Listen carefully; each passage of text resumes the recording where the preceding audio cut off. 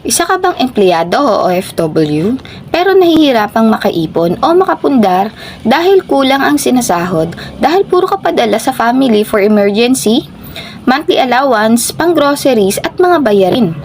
Aware ka na din ba na kung kulang ang income, kailangan itong dagdagan sa pamamagitan ng pagninegosyo? Kaya lang, ano nga bang negosyo ang maganda na kahit nagwo-work or OFW ka ngayon ay pwede mong gawin?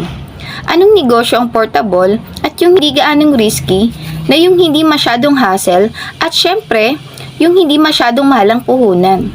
The trending business is travel and tours business kasi pwede itong gawin kahit nasa cellphone lang ang gamit o kahit wala kang pwesto. Malaki ang earnings at potential dahil global ang market mo. Meaning, kung nasa Pinas ka, pwede mong i-market ito abroad. O pag nasa abroad ka, pwede mong i-market ito sa Pilipinas. You need a company that is trusted and legit na accredited sa IATA, the Department of Tourism, and more. You need an access and a portal sa ganitong klase ng business.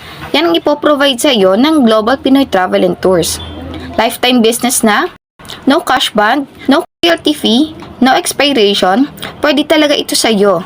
Maliit lang ang panimula, kaya kung gusto mong malaman o makapagsimula, PM ka lang para mapakinggan mo ang aming free business presentation with free one-on-one coaching and consultation, free trainings and more. Ito ay para lang sa mga interesado at seryosong tao na gustong mag-take action at pagbabago. If you're interested to know more, how to be a new travel partner, please direct message me. I'm happy to assist you. See you on my inbox.